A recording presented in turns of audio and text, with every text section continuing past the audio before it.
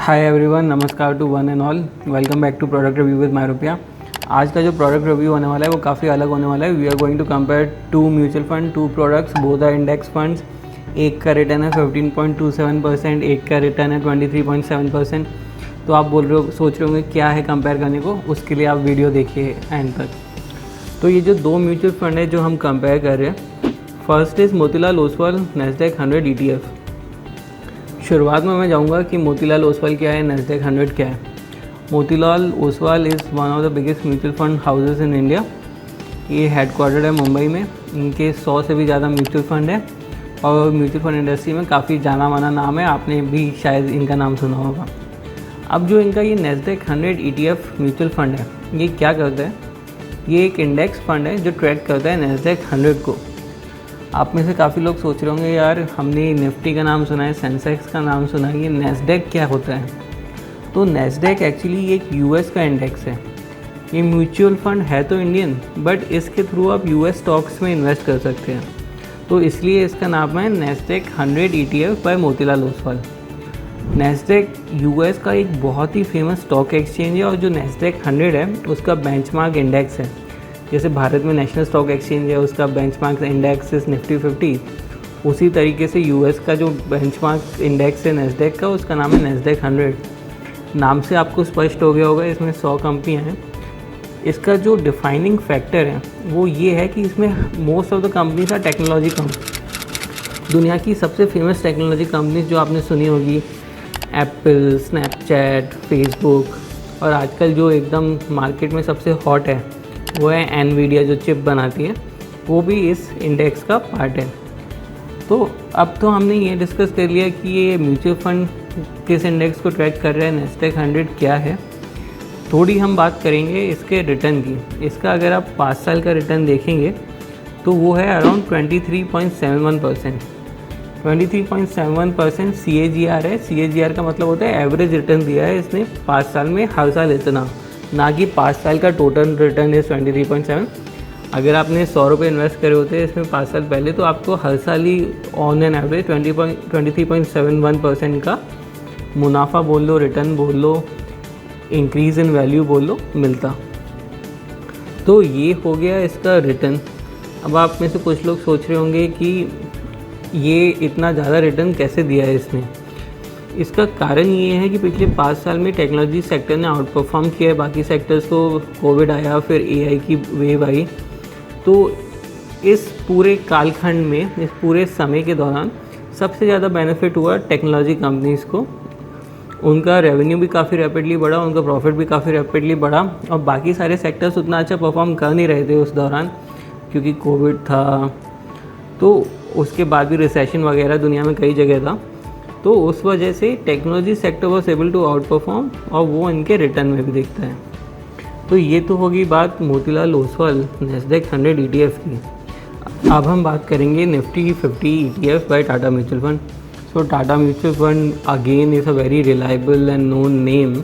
आपने भी नाम सुना ही होगा टाटा म्यूचुअल फंड का, और इस बात का तो मेरे को गारंटी है कि आपने निफ्टी 50 का तो नाम ज़रूर सुना होगा अगर आप शुरुआत से मेरे वीडियोस फॉलो कर रहे हैं।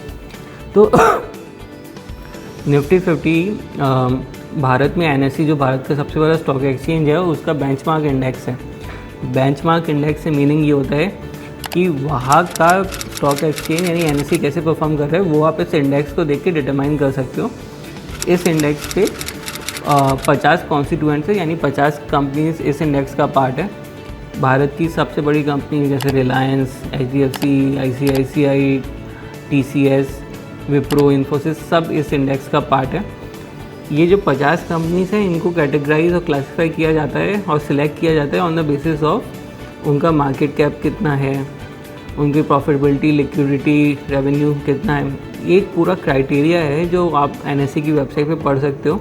उसके बेसिस पे NSE सिलेक्ट करती है कि ये जो 50 कंपनियाँ कौन सी कंपनीज होंगी। ये जो इंडेक्स है ये हर 6 महीने में रिवाइज भी हो जाता है। अगर कोई पुअर परफॉर्मर है तो उसको किक आउट कर देते हैं, अच्छी कंपनी आ जाती है। नैस्डैक 100 में भी ऐसा ही होता है। तो जब भी आप एक इंडेक्स म्यूचुअल फंड में इन्वेस्ट करें, आपको ये बात दिमाग में रखनी चाहिए कि कोई भी कंपनी है इसमें हमेशा नहीं रहेगी। अगर वो अच्छा परफॉर्म करिए तो रहेगी, नहीं कर रही तो it will be kicked out और उसकी जगह कोई और कंपनी आ जाएगी। तो ये तो मैंने बात करी आपसे निफ्टी 50 की। अब इसका रिटर्न देखते हैं। अगर आप पिछले 5 साल का इसका CAGR देखें तो 15.27 CAGR। अगेन मैं आपको बता रहा हूँ क्लैरिटी के लिए कि एवरेज रिटर्न हर साल जो मिला 5 साल में दैट इज़ 15.27%। तो ये रिटर्न भारत के हिसाब से अच्छा है। अगर आप बाकी इंडेक्स म्यूचुअल फंड्स भी देखेंगे जो निफ्टी को ट्रैक कर रहे हैं, उनका भी अराउंड 15 पॉइंट समथिंग ही रहा है। तो और अगर आप इसको कंपेयर करेंगे अपने FD के रिटर्न से या अपने सेविंग्स में अकाउंट के रिटर्न से, तो उनसे ये काफ़ी ज़्यादा रहा है। अब आप ये सोच रहे होंगे कि फिर भी ये नैस्डैक के सामने इतना कम क्यों है। तो उस पॉइंट को हम थोड़ा डिटेल में डिस्कस करते हैं। निफ्टी 50 में जो मेजर कॉन्स्टिट्यूएंट्स हैं उनमें there is concentration in banking and finance companies, मतलब HDFC, ICICI, बजाज फाइनेंस और अदर फाइनेंशियल सर्विसेज कंपनी का थोड़ा दबदबा है इस इंडेक्स में। पिछले 5 साल में फाइनेंशियल कंपनीज ने उतना अच्छा परफॉर्म किया नहीं है। On the opposite side Nasdaq 100 में टेक्नोलॉजी कंपनीज का दबदबा है और मेजर पार्ट वही है नैस्डैक 100 का, और टेक्नोलॉजी सेक्टर ने बहुत अच्छा परफॉर्म किया है पिछले 5 साल में। तो आप ये देख सकते हैं कि क्यों नैस्डैक 100 ने इतना अच्छा परफॉर्म किया है। This is not the only reason, और रीज़न भी है। US का टेक्नोलॉजी जो सेक्टर है वो हमेशा ही बाकी सारी टेक्नोलॉजी कंपनी से ज़्यादा अच्छा परफॉर्म करता है। US is hub of innovation, patent and other technological innovations हमेशा से ही। तो वहाँ का टेक्नोलॉजी कंपनीज बाकी कंपनीज से हेड एंड शोल्डर ऊपर है, और ये उस रिटर्न में भी रिफ्लेक्ट होता है जो वो जनरेट करते हैं। अब निफ्टी 50 में निफ्टी 50 टाटा म्यूचुअल फंड का जो निफ्टी 50 ETF है, इसमें इन्वेस्ट करने के प्रोज तो आपको पता ही है कि Nifty 50 is a very stable kind of index, क्योंकि देश की टॉप 50 कंपनीज को रिप्रेजेंट करता है।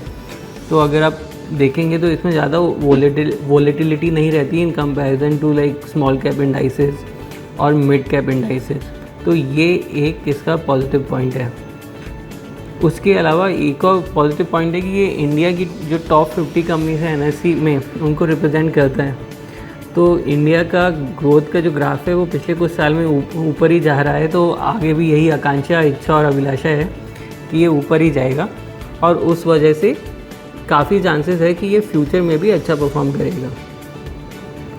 अब मैंने इन दोनों इंडेक्सेस को डिटेल में आपके साथ डिस्कस किया, इनके प्लस पॉइंट्स डिस्कस किए, कौन से इंडेक्स को फॉलो करें ये म्यूचुअल फंड्स, वो भी डिस्कस किया। अब थोड़ा कॉन्स यानी शॉर्टकमिंग्स यानी नेगेटिव पॉइंट्स डिस्कस करते हैं। तो सबसे पहले बात करेंगे हम मोतीलाल ओसवाल नैस्डैक 100 ETF की। इसका सबसे बड़ा प्रॉब्लम है इसका टैक्सेशन। ये है तो equity mutual fund, but Bharat सरकार ने कानून ये बनाया है कि अगर कोई mutual fund, Indian mutual fund बाहर की कंपनियों में इन्वेस्ट करेगा तो उसको क्लासीफाई कर दिया जाएगा as debt mutual fund. Debt यानी उधार, यानी वो उन म्यूचुअल फंड में क्लासीफाई किया जाएगा जो बॉन्ड्स, डिबेंचर या लोन्स में इन्वेस्ट कर रहे हैं, जबकि ये हो नहीं रहा है। इन्वेस्ट तो ये इक्विटी में ही कर रहा है, बट क्योंकि बाहर की कंपनियों में इन्वेस्ट कर रहे हैं, गवर्नमेंट ने उसको एक आर्बिट्रली बोल दिया है कि हम तो इस पर हायर टैक्सेशन करेंगे। तो जितना भी आपका कैपिटल गेंस होता है in case of Motilal Oswal Nasdaq 100 ETF और any other international mutual fund, उस पर टैक्सेशन होता है 30% का। ठीक है, अगर आपका कोई भी लॉन्ग टर्म कैपिटल गेन हो रहा है उस पर आपको 30% टैक्स देना पड़ेगा अगर आप अपनी हाईएस्ट टैक्स स्लैब में हैं। सो आपका टैक्सेशन डिपेंड करेगा कि आप किस स्लैब में हो। अगर आप हाईएस्ट टैक्स स्लैब में हो तो आपको 30% देना पड़ेगा। On the other hand Nifty 50 में अगर आप इन्वेस्ट करो टाटा म्यूचुअल फंड के निफ्टी 50 ETF में, तो वहाँ पे long term capital gains tax is a flat rate of 10%, यानी वहाँ जितना भी आपका मुनाफा हुआ है उस पर आपको सिर्फ 10% देना पड़ेगा। दूसरी सिचुएशन में यानी नैस्डैक 100 की सिचुएशन में आपका टैक्सेशन डिपेंड करेगा कि आप कौन सी टैक्स स्लैब में हो, और अगर आप हाईएस्ट टैक्स स्लैब में हो तो आपको 30% देना पड़ेगा। अब मैंने ये बता दिया आपको कि रिटर्न कैसा है, इसका टैक्सेशन का प्रॉब्लम क्या है। कुछ और भी दोनों म्यूचुअल फंड के कौन से वो मैं डिस्कस करता हूँ। निफ्टी 50 में मैंने जैसे बताया बैंकिंग एंड फाइनेंस कंपनीज का थोड़ा कंसंट्रेशन ज़्यादा है।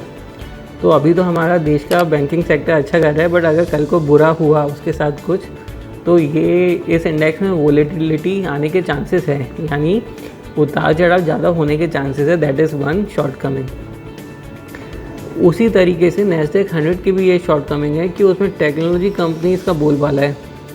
अगर टेक्नोलॉजी कंपनीज़ का जैसे .com बस्ट हुआ था 1999 में, वैसा ही कोई अगर बुरा समय, बुरा कालखंड आ जाता है तो वहाँ पे भी वोलेटिलिटी बढ़ जाएगी और वहाँ पे भी हो सकता है कि आपको म्यूटेड रिटर्न, यानी आपको रिटर्न्स में आपको रिटर्न्स में गिरावट देखने को मिले। तो ये तो हो गया नैस्डैक 100 और निफ्टी 50 के शॉर्टकमिंग्स। मेजर शॉर्टकमिंग्स तो मैंने बता दिया है, टैक्सेशन और कंसंट्रेशन रिस्क। अब लास्ट में मेरे आपसे इन दोनों को मैं रेटिंग दूंगा। नैस्डैक 100 ने क्योंकि बहुत ही अच्छा परफॉर्म किया है, मैं इसको 5 में से 4 स्टार देना चाहूँगा।